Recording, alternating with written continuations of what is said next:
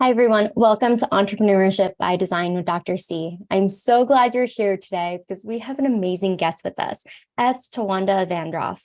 Tawanda is a girl from a small country town with billion-dollar dreams and ambitions, a true agent for change, and a woman who has worked to help people since she was in the third grade. Her motto in life is to pay it forward, as she believes that random acts of kindness will change the whole world. For the last 15 years, she has worked tirelessly to help empower, inspire, and educate prisoners, former prisoners, and families of incarcerated population. Today, she specializes in helping people improve their life so they can have exceptional living. And thank you so much, Tawanda, for being here today. It is such a pleasure to have you. And I would love for you to just dive into your journey, how you got here today, and then we can go a little bit deeper. Well, first of all, thank you for the opportunity of having me on the show. I am definitely super excited. I am Tawanda Vandroff, originally from South Carolina, and that's home. However, I haven't lived in a very long time. I've lived a lot of places over the last 25 plus years because I believe that life is supposed to be about living it. And I think I want to say when I lived in Charlotte, North Carolina for probably about 7 years. I moved to Atlanta for about 5. I was just telling you before the show started that I lived in Tampa, Florida for about 1 year. And I was planning to move back to Atlanta at the end of 2019, and something happened called COVID. So for that brief period of time, I ended up going back to South Carolina where I was for about 6-7 months. And now I'm actually in Louisville, Kentucky. What I'm primarily talking about with you today is just my journey in being in business. I started my first business a little over 19 years ago.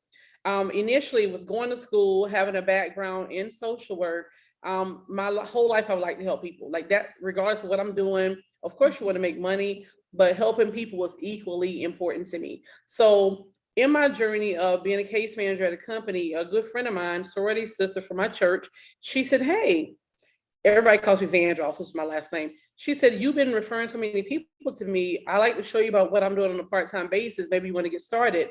And I said, "I'm okay. I like helping people, et cetera, et cetera." Long story short, I got started in my very first company 19 years ago in network marketing.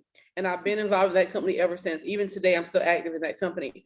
But when I started that business, it helped change my mindset from not just having a job, but to also making extra money as well as having my own business, which is something I had never in my life thought about before. And after doing that, probably about 7-8 years into having my own business, getting personal development, having great people to be around, meeting millionaires, and the conversation started changing, the mindset began to change. And then I began to dream about a life other than just getting married, having kids, picket fences, and just a basic life, basic income, one trip a year and stuff like that. So I ended up starting my own business called Another Chance to Bridge the Gap, which was something that was extremely passionate to me. At the time when I started Another Chance to Bridge the Gap, I was working in my hometown where I'm from. I was working to help the youth with getting back in school, getting good grades, and just different things to help the community. And one of the things I was doing as I found out how things were in my area, in my hometown, I also started realizing people were coming home, like from prison, for example, not being able to get jobs. So people ask me all the time, "How did you start this business?" I said, "Well, the first thing is I started this business because I was already working to help organize stuff in my community. The second thing is I was looking for a guy that was a good friend of mine from my hometown, and he had went to high school with me, then he went to prison for involuntary manslaughter. He ended up going to prison for about 10 years and he came home. When I moved to Charlotte, he helped me and my best friend move to Charlotte. So when I came back to my hometown doing community organizing, I was looking around, I didn't see him. So I said, "Hey, where is Raymond?" And they said, "Well, he's back in prison." And I'm like, and I'm trying to speed the story up, but long story short, he got caught up on a bogus charge. He ended up getting about 25 years in prison in the state of Georgia. So I reached out to him. I started advocating, trying to help him get a lawyer at a discounted price because he didn't have any money. His grandmother didn't have any money. So after about 6 months of helping him advocate, looking for resources, and then him having me help his cellmate and the guy next door, next thing I know, I was helping 25, 30 people in prison with writing grievances or educating their family and wife how to do it. And I eventually was involved in a company to help prisoners and families. And that's how I actually got started, from being in the community and helping someone from my own community. Oh, I love it. And I love that it's your heart, right? Like your heart has always been in that place of helping people and being able to see that there was a need where families might have not had the right resources, or know that the resources were available, or access to that, or understand where to get that access. And I love that you bridge that gap, because I think it's something that's so important, where there's a lot of misunderstandings and we don't know how to go about something, but being able to build a business around that and help so many people and their families. And I think that's so beautiful, the work you're doing, and very important, because there's people that they want to be able to do great things in society, but they're not often given the chance or the opportunity, or know how to even go about that based off of the circumstances at hand. So true. Mm-hmm. You could not have put that any better. That's absolutely true. Mm-hmm. And I want to take it back for a moment, because I know in childhood, there's a lot of things that happen, where in third grade in particular, but before we even get to there, I want you to tell me a little bit about your childhood and how you grew up. Well, the thing is, I grew up kind of interesting, because I grew up one way in my mind, and then I grew up in reality. I come from a 2-parent household where it was my mom and dad, and I'm the oldest of 3 children. My mom was always a stay-at-home mom, and my dad was a truck driver, and he basically took care of everything financially. We didn't have a whole lot, because it was only one income coming into the house, and it wasn't really a lot, but it made do. So with not really having a lot, I connected with one of my neighbors. So her family was doing well. They were kind of like middle class, while we were, I don't know if it's called low class or whatever, but bottom line is, my neighbor would always have certain things. So I would go and wear her clothes. I would go eat at her house all the time. And I just kind of wanted that lifestyle. I always wanted more. And then also, being the oldest of 2 other children, I kind of came into that role very early of, I got to get it. I got to learn it so I can give it back to them, because my parents did the best they could. They are amazing. I just knew that it was only but so much they could do. So not having a lot of resources and stuff, I just kind of wanted more. I remember one time going to my grandmother's house. She lives about 30 minutes away from where we're from in South Carolina. And she was, I think, shelling peas and beans. And like all my little cousins was helping, but I wasn't. And then she said, girl, you better get in here and help do this, because this was going to be for dinner tonight. And I said, I don't eat that. And she said, what do you mean you don't eat that? You're poor. This is all we have to eat. And I said, I'm not poor. I might have been like 10 or 11 years old. She said, oh, we're broke, honey. I'm like, I'm not broke. I could not relate to it. Now I'm a kid, so I don't have any money. So if they don't have any, I don't have any either. But my mindset wasn't broke. And I was not claiming that. So as a kid, my childhood was good, because I was fed. I did have clean clothes. I wanted luxury clothes, but I didn't have that. But I wasn't abused and neglected. I had love, I had family, and I had a mind. And in my mind, I always wanted more. I wanted to help people, but I definitely wanted more at the same time. I love that. And I appreciate you sharing that too. And I love that you didn't have that mindset, where a lot of people take on older generations mindsets too, but you saw something different. You saw opportunities. You might have not known at that time, but really that it was different. Something was different for you versus maybe what you were surrounded by as well. And I love that.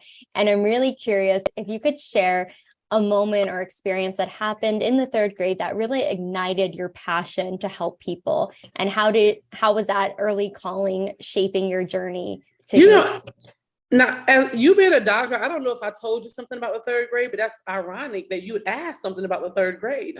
Is that like normally people have like an experience in the 3rd grade? Is that kind of? No, it was in your bio. Oh, okay. Oh yeah, I'm thinking like, oh, she's a doctor. How did she know? Because the 3rd grade was significant for me. That's why I'm like, wait a minute, how did she know that? Life has been great. Life has been a journey, because I take everything as a learning opportunity.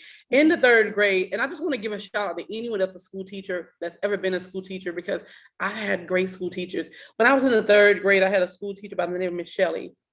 Listen, I don't even know where that lady is today. I don't even know if she's alive, but she was amazing. She was a teacher. She was like a mama at school. And one of the things from her, I don't know if I told you about the dog that I got from her, but her dog had some babies, so I got a dog from her. But she taught me a lot, and I guess kind of understood certain things, because one of the things, I guess I want to say, she had intuition, if that makes sense. So a lot of times, when you come to school, you can kind of tell when some kids have stuff, some kids don't. And she was a person that, not only did I get a dog from her that changed my life on a whole nother level, but she was the person that encouraged me, inspired me, and gave me tools, even as a kid, to not look at current situations and circumstance and claim it as the future, because you can create and be whatever you want to be in life. And she was just really an incredible woman. And all my life after that, I wanted to be a school teacher. I wanted to be able to give people what I got from her, because she really was very instrumental in changing my life. Sometimes you can have a job and you can just go do 40 hours a week and just go home. And there's some people that they're going to change your life, and 30 years later, you're going to still talk about them. And that's who she was. She was one of the best teachers that I ever had. And I'll never forget her. And God bless her, she's not even here. And it was Miss Shelley, and it was at a school called McCormick over in Mullins, South Carolina. Oh my gosh, that's amazing. And I have a soft spot for teachers too. My parents are both retired from the school system. Really? Too. Yes. My mom recently retired. My dad retired years ago, but I love the fact that a teacher did change your world. And I do think so many teachers, there's that one teacher that you'll always remember, or a handful of teachers that have been so instrumental in your life to change it and see that there's a different way, there's a different mindset, and just giving the tools that you might not learn in every day from school from different teachers, but the ones that really stand out, that holds like so dear to your heart as well. And I'm really curious, because even building the business, I know you started with network marketing at a young age, and now just being able to build another business too. What have been some of the challenges you have faced in building your billion-dollar dreams and ambition coming from a small town? Oh my God. First of all, listen, I'm the first person in my family on my dad's side to go to college and graduate. I'm the only person in my family, like an immediate family, like first cousins and stuff, that has a business. They're still asking me, you don't go to a job yet? It's been almost 20 years. You don't have a job? So the first struggle has been adversity. And that's a big one. Most people don't make it past that. When you're the only person in your circle that's doing something, that is a huge challenge. Because when it's time to hang out and go party and go all these places, you can't go. Not if you're focused and building. The second thing is not knowing what you're doing. I never went through, I went to college and graduated, but I didn't get business courses. I studied sociology. So I had no idea how to be a business owner. And I learned a lot in the network marketing aspect, but to create my own business, getting it incorporated, make sure you have all the licensing, make sure you're in compliance. Google.com, like I really just did not know. And then also the first 5 years of my business was it being funded by me. Didn't really understand anything about loans, business credit, and just other funding. I had to learn this stuff by trial by error. And then also what I learned in business, after things started picking up and I had to start hiring people, then you got to learn how to deal with hiring people, how to pay it, what happens when you get into a different tax bracket. So you got to get that information. It's like one thing after another, you got to continue to learn. And then I work with people in prison. So a real fun thing to do when you work with, and again, I don't let one or two bad situations try to hinder what I know God has called me to do, because I know God is going to take me through it. But when you have a heart to really, truly help and you're doing stuff, you're going to always have people just trying to throw darts at you. So another thing with being in business, especially today, I think when people think you have a lot of money, when they think it, they try to sue you. People try to sue me. And it's crazy I'm trying to get $50,000 or $100,000. Like, what? So it's been a lot of struggles. It's been a lot of challenges. But again, you got to take this one day at a time. If I have a friend of mine, he said, if I could like literally tell people some of the things I've been through. And the thing about it also, I don't talk about it. I don't sit and mope about it. I think about it. I pray about it. And I move on from it. because I see where I gotta go, because I know God has called me to do it. It's not about me. So there's definitely been a lot of changes, a lot of challenges. Also, like not having a proper business plan, not having the projections for 2 years, 3 years to make sure the business is going to be able to make it. Most businesses fail in the first few years. And that's because people don't have a proper plan. I didn't have a proper plan, but I was determined to make it work, and I've been making it work. So it's definitely been significant challenges over the last decade plus of building. Yeah, no, absolutely. I feel like there's a lot of challenges in building a business, but then when you're getting sued and people think you have money and like all these other capacities, but I love that you said it's getting through the adversity, understanding, taking each step forward and knowing, okay, you got to go through the mud a little bit. It gets really rough sometimes, but then there's always like light at the end of the tunnel, right? It's being able to take those steps and knowing you're doing something, you have a bigger why. And I'm really curious, what is your why? Man, don't make me get emotional on here. From coming from a background, again, when I got started in network marketing, and I this girl that got me started, I love her for not only is she my sorority sister, we went to church together, she changed my life. Sometimes people have no idea when they give you something, it can change your life forever. She changed my life forever and never even knew it. In network marketing, they ask you, what is your why? You got to dig deep. You got to dig deep because your why is supposed to make you cry. Your why is non-negotiable. So my why has been fine-tuned. When I first got involved in network marketing, my why was to make some extra money, to help my mom and help my dad, and, help them have a life. Because remember, we didn't have a whole lot.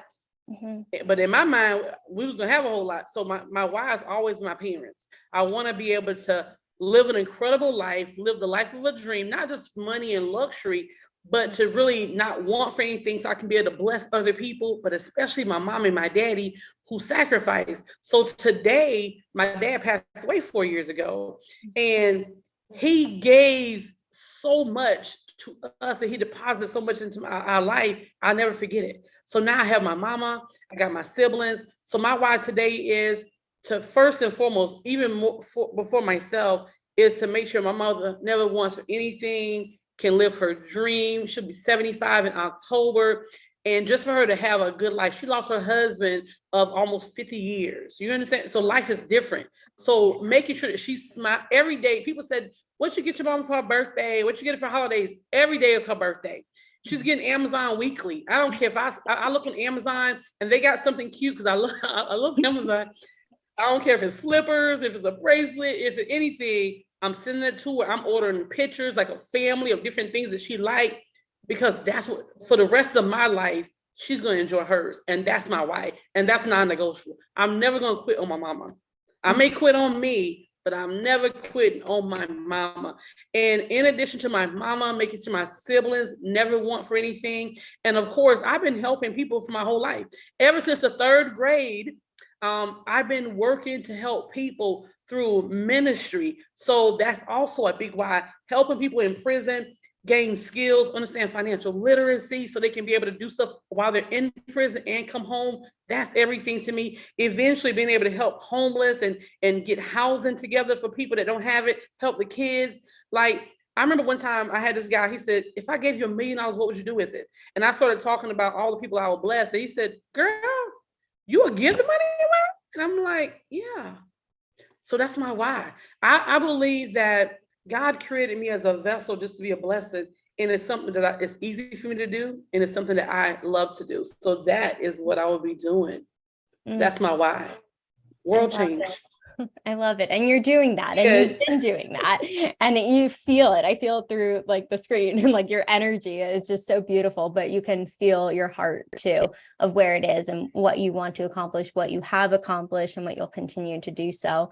And I think there's just so much ambition behind you, the $1 billion ambitions that you have. But I know you have a tagline, the power of ambition. What does that mean for you? And normally I wouldn't give credit out.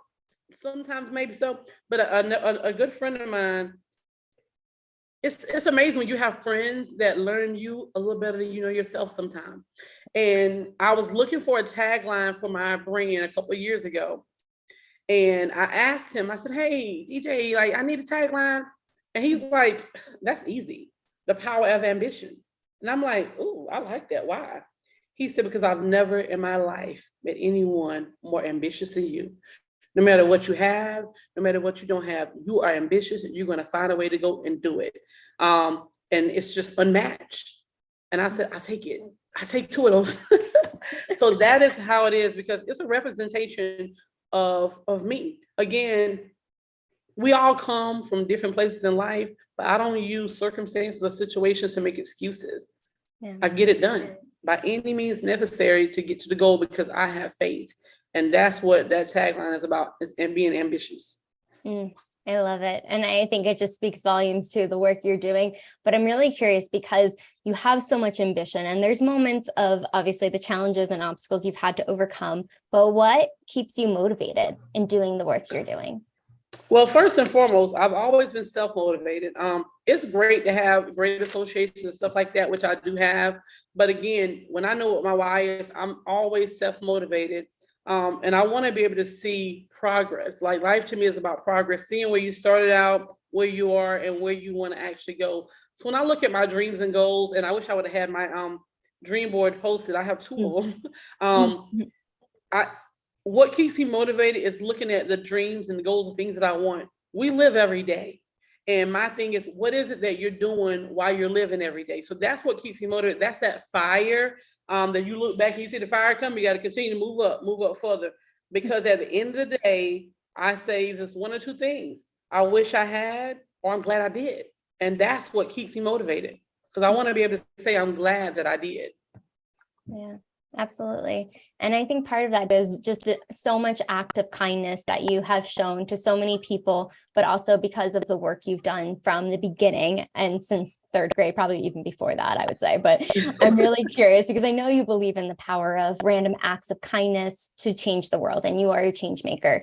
And can you share maybe a significant moment or story where a random act of kindness has had a profound impact on someone's life, just reinforcing your belief in transformational power? Random acts of kindness from one to another can truly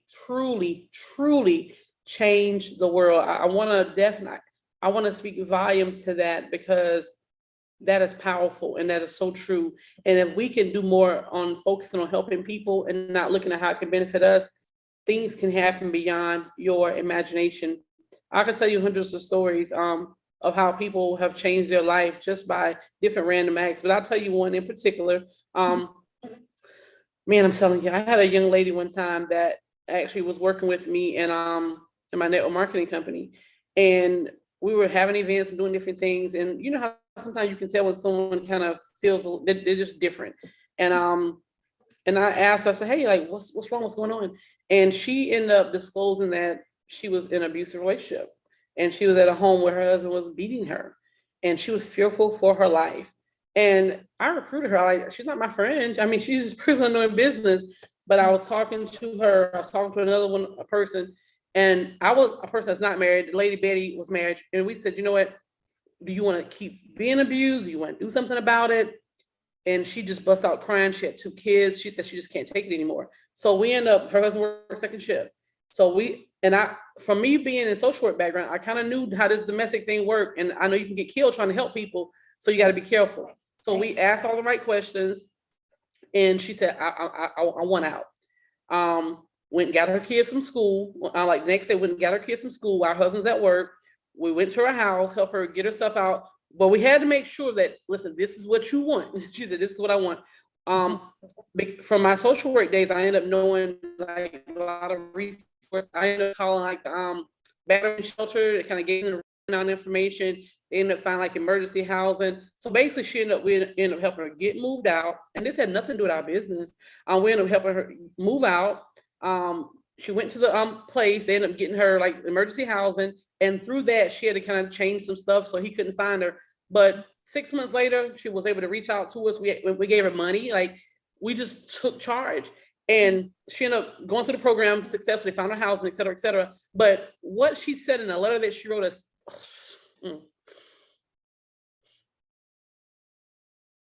we got her. We went to the school to get one of the kids out, and went to the daycare to get the other kid out. Like, we're doing all this during the day, because we don't know what's going to happen. This girl said this man might kill her. Like, she'd been going through this for a while.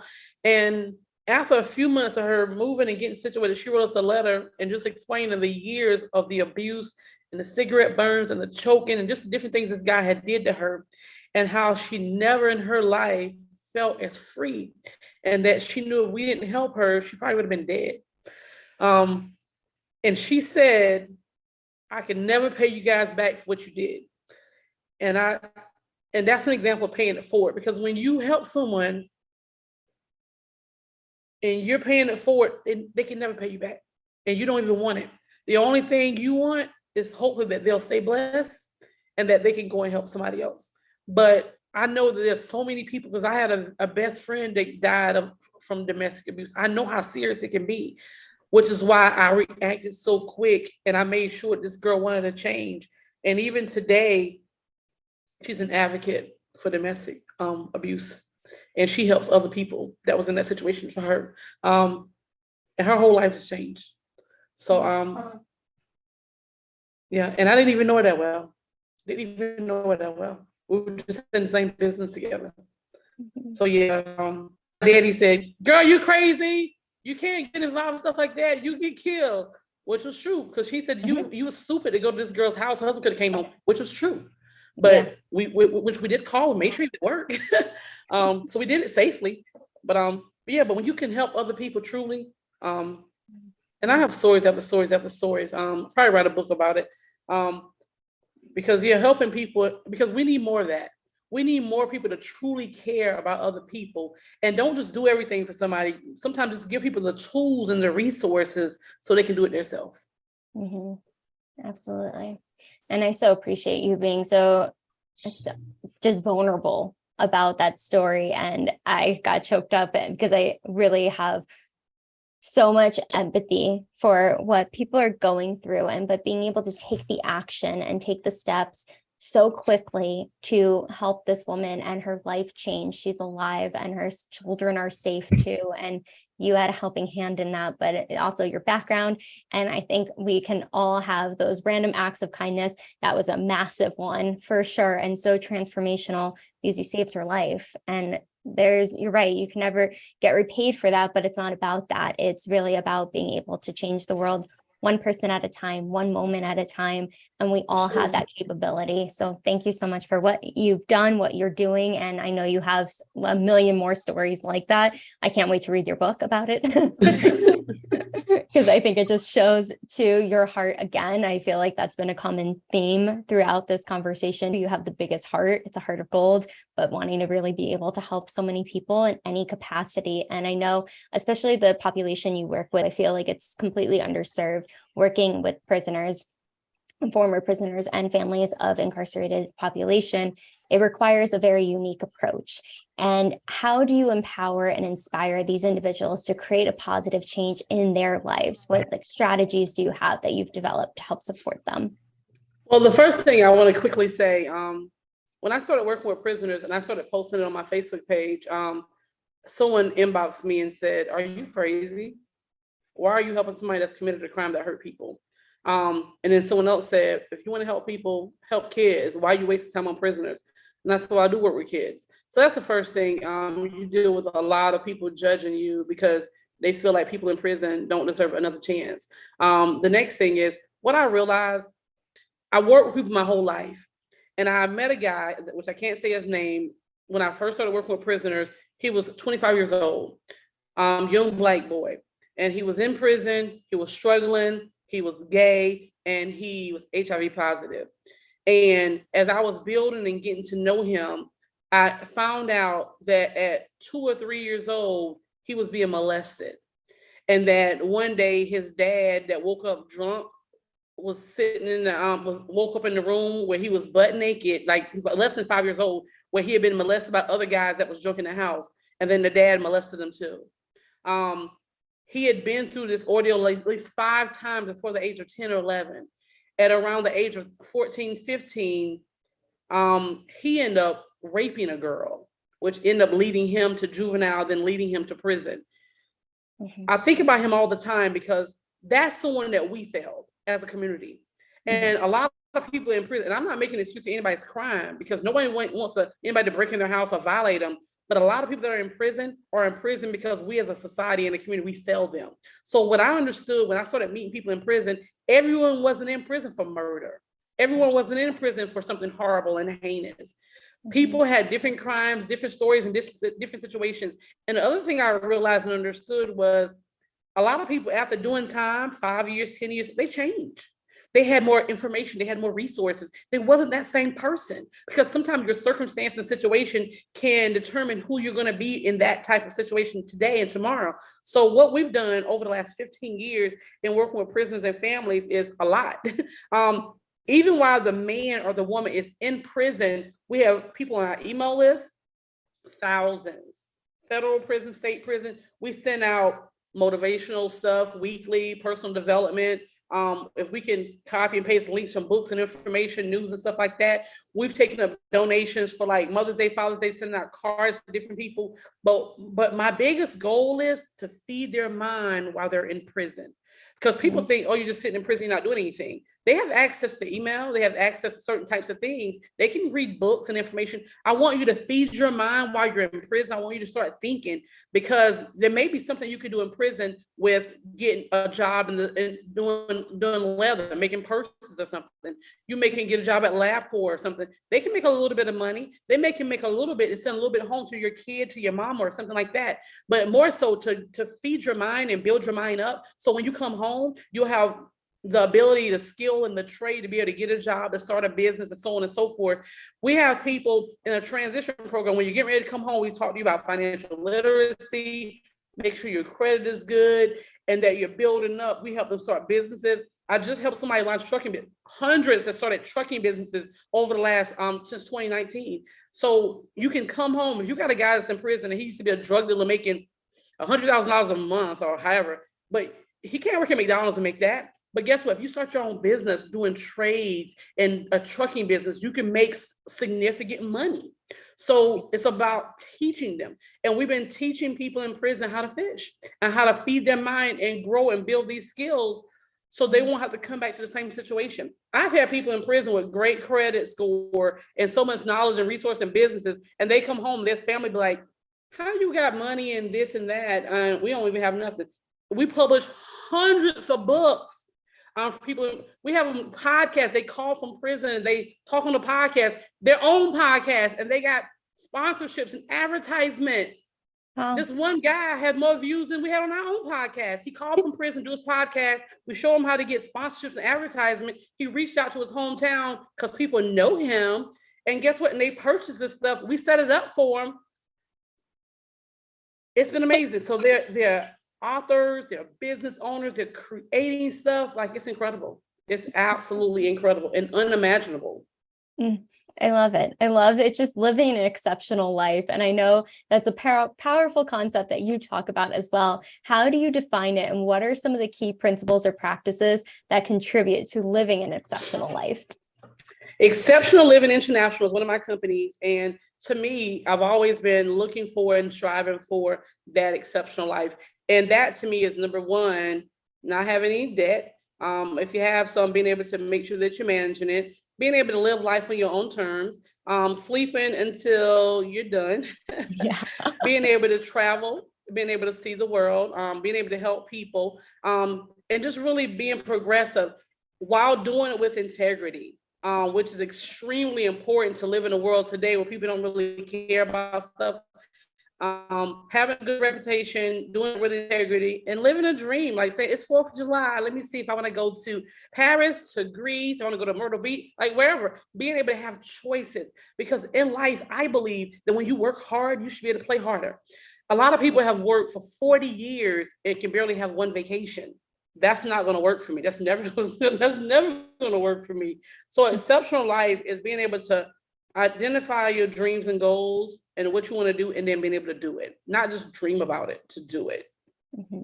Absolutely. And I think that's the most important, the action steps, because you can talk about it, you can visualize it, but if you're not taking the steps in order to do that, you're not going to be able to flourish in that regard if you're not taking those steps.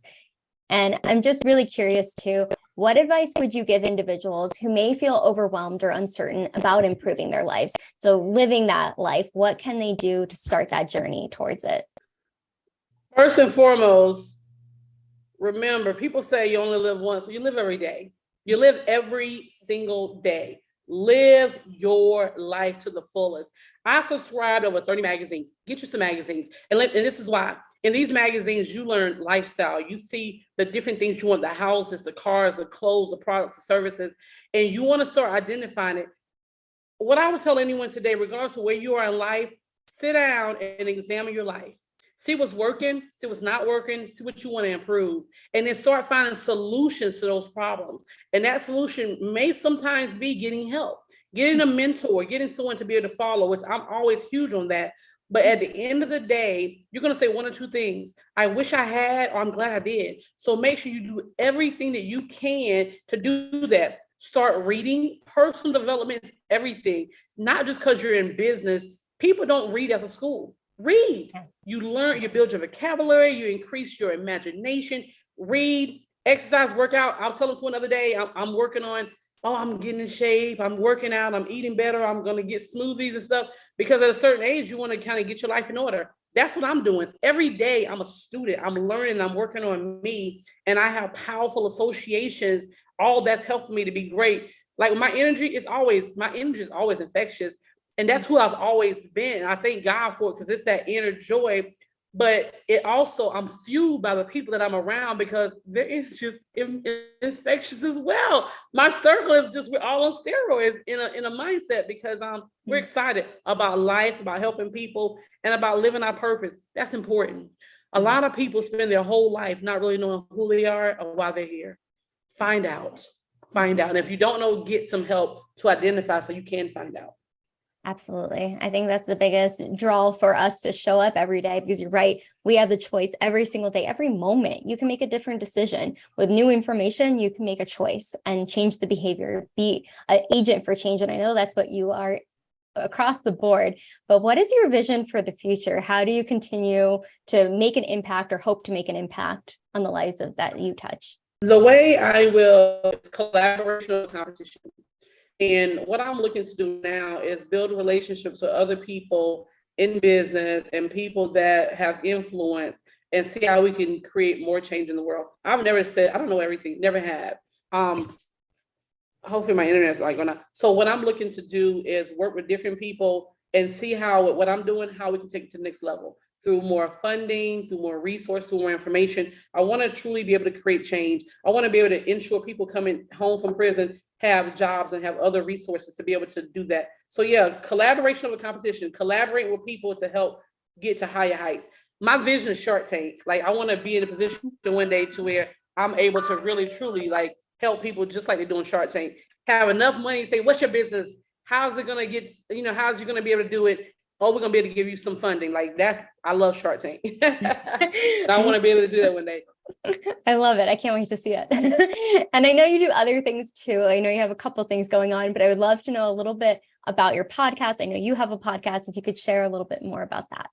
Actually, with our podcast, Through Another Chance, we have different versions of it. We talk about, prisoners' families. We interview families of incarcerated, kind of them talking about their journey, how things are, their highs, their lows, their ups, their downs. And that's significant because number one, I want people to stop going to prison. And I want people to understand prison is no playground. Stop going, because when you go, it's a whole nother level. And I also want families to understand that you're not alone. Like with what you're going through, there's someone else that's going through it. Maybe they can connect and inspire and encourage other people. And I want people to also know how you better can support the person that's in prison. So hopefully they'll be able to do their time and come home, because some people commit suicide, they get on drugs in prison, because prison is a horrible place to be. So that's one podcast. We just launched one called the Dad Initiative. I got a guy just came home from 22 years in prison, and he wrote a book about dad. It's called Dad, and how he felt as a father. And it's real heartfelt. But we're looking to talk about dads and how we can empower and inspire men to be better dads, better fathers, because that's lacking in a lot of homes right now. over 70% of households are single parent homes. And over 200% of people in those households, are going to drugs and prison and promiscuity and so many other things. So we want to see how we can really fight to save the family. So yeah, we're podcasting around service for the community and for families. I love it. Well, we'll definitely link that below too. And I know you're an author. I know you've helped so many people write books as well, but can you share a little bit about the work that you've worked on? Yeah, I published a book called Prison Pandemic. Book 1, book 2 is going to come out by the first of the year. Man, when COVID came out, of course, we as the world were affected on a whole level. It was just really crazy. But prison was a nightmare. People died and nobody was prepared for it, especially not prison. So one book that I put out is called Prison Pandemic. And I have another book that a series I'm dropping. I have a company called Real Girlfriends Across America. It's about building friendships amongst women. Anything I do, I really like to connect dots. I really want to be about people and being helpful. I love women and friendships, so we can be able to really learn how to have healthy friendships amongst each other. So if somebody's struggling, like the girl that was in a domestic situation, you won't struggle alone. So I have a whole series on books on women and friendships. I'm telling a story about my best friend that died. One of the books is called Fallen Hearts. I have 4 best friends that died. It's crazy, crazy story, but it's reality.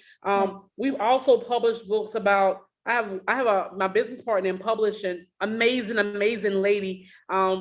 She is publishing a children's book series called Susie Bear. It's been something she's wanted over 30 some years. And now she has like 14 books, I think 4 out right now. So she's living her dream because she's always wanted to do it. I have another guy I'm working with. His name is, he's a former judge. He has the 50 laws of life. And this is about God's principles and how you live life. Like, it's just crazy with the people that we're working with that's writing books, because you don't just have a thought in your mind, you're putting it in your book. So yeah, we're working with some amazing authors. And I also write myself. So, and we're looking to get into media and film, because books are supposed to turn into movies and supposed to be on the big screen. So yeah, so I stay busy and we're super excited about that as well. Yes, you do. You've done a lot, especially the last 15 years in particular, of such dedicated work. What have been some of the most rewarding moments for you of success stories that you've witnessed? First and foremost, having an amazing team. Remember when I first started in business, I didn't really know anything about business. And then I had people that were volunteering to help. So when we got in a position financially, having those same volunteers become employees. And some of them have been with me over a decade. That's the first thing. That love and that loyalty from people that love what we do. That's really, really been an amazing. Also, having people come home from prison that we partner with on projects, people who I don't know, I've never met in my life. Building those relationships have been phenomenal, and we've been partnering together and working together. That's just really been incredible, because it's just really another opportunity to really truly help people. So that's been good. Also, with the ability to partner with other people and collaborate, like we're working on now, like a book tour that's gonna be in like 7 different cities next year. It's been amazing to see perfect strangers come together who don't really know each other, but you come together through business and you still have good business. It's about integrity. You spend a whole lot of money together and nobody's running off. So it's been so many collaboration things that we've done. It's really been incredible. I've also been having great I've invested so much in mentorship, and it costs, but guess what? It's worth it. And I recently got started with Grant Cardone and his beautiful wife. I'm going to their event in Miami, 10X ladies, incredible, incredible women. But one thing I learned from one of my mentorships, right? They said, if you want to make millions and millions, you got to invest hundreds of thousands of dollars. Most people want to make millions, but they want to invest $5. It doesn't work that way. So the last 2 years, I've been investing in my personal development. I've been reading, I've been joining prestigious mentorship programs, and my mind has been blowing of the stuff I've been learning, the people that I've been meeting. It's just been incredible. And business has just really grew exponentially because I've been learning and growing at the same time. I love it. It's just having that open mindset and understanding every person we come in contact with, they might not be there forever in our lives, but they might teach us something. They might open up our mind to new information and look at it from a different lens. And I think it's so beautiful because I do think we're constant life learners. We're always learning something and allowing us to be able to give that back and applying what we learn. I think that's the biggest key. And you've talked about that. You have all this knowledge, but applying it at the same time. So you can continue to grow and evolve because you can absorb all the information, but if you're not applying it, it's not going to get you very far, I think. Absolutely. And just with everything that you have learned on your entrepreneurial journey, what would you say are your top 2 tips for entrepreneurs that are either starting their journey or in the midst of it? My top 2 tips would be this, if I could only give you 2. Number 1, lock in with powerful associations. I cannot tell you how important that is, simply because on those days you feel like you don't want to do it, when you tell someone what you want to do and you're in the bed 12 o'clock, they're like, hold up, how are you going to do what you say you're going to do? And you still lock in with powerful associates. You have to have people around you that's smarter than you, that know more than you, that can encourage you and empower you. You got to have that. You got to have that in business. And the second thing that you have to have is you got to be able to work on continuous learning, personal development. You got to work on yourself. You got to be able to do that personally so you can continue to stay balanced. You got to have people to pour into you, but you got to continue to feed your mind. And remember I said, when I started business, I didn't really know what I was doing. When you're feeding your mind and you're growing, you're learning, because you got to research it. Whatever you want to do, you need to know what you're doing. So Google, YouTube, classes, courses, work on yourself. Regardless of what you do, you have to make sure you have those 2 things with those, the associations and the continuous learning, so you can learn everything about whatever you want to do. Whatever that business is, you got to make sure that you're growing and learning. That's extremely important. Absolutely. I couldn't agree more. And I know you kind of already touched on it, but I would love to know, what are your future aspirations and goals for the next year or so? I know you have a couple things coming up, but anything else that you're working on that you would like to share? The biggest thing right now is with our publishing and media company, we're working on expanding. We're getting ready to develop a 7-city tour that we're actually planning. And we're working on a lot of major collaborations. We're looking for writers and authors and creators so we can kind of work with, so we can be able to make sure we have a pool of sharing that information. What we've learned about the industry is everybody's kind of doing their own thing and nobody's maximizing because people aren't working together. Well, that's what we do. And that's what we love. So as we work together, we want to be able to give people a place where they can be able to come and be creative and do certain things. That includes prisoners and families, because our goal is always to bridge the gap with people in prison, with families and the community. So we want to bring that to life. Prison, families, and community. And that's what we're going really hard for over the next few years. So we can be able to have a lot of collaborations, a lot of opportunity, teach more with financial literacy so people can have great credit, get funding, and be able to do more and be able to give back more for those that choose to. I love it. I love what you're up to. I love what you're doing. And I've so enjoyed this conversation. But where can people find you, find your services? We're going to link everything below, but if you could let us know too. Absolutely. Well, one of my websites, you can definitely, it's anotherchancemedia.org. That is our website. You can also reach me at Tawanda at anotherchance2.com. Once again, that's Tawanda at anotherchance2.com. Either place, website or email. I'm like Visa. I'm everywhere, literally. I love it. Well, thank you so much, Tawanda, for coming on, just sharing your beautiful energy with us, everything you're doing in this world to really bridge the gap and make people feel more inclusive in the community. I think that is so key in life, and being able to live an exceptional life and have that power behind it, but knowing that nothing can stand in our way if our mindset is there and wanting to do it. So I appreciate you coming on today and just sharing your journey with us. Well, I thank you for the opportunity to allow me to share. You have no idea how much this means to me. Thank you so much. Thank you. I appreciate it. And make sure to like, subscribe, comment below. What was the biggest takeaway from Tawanda today? I'm sure she would love to see that comment, and we'll see you on the next episode.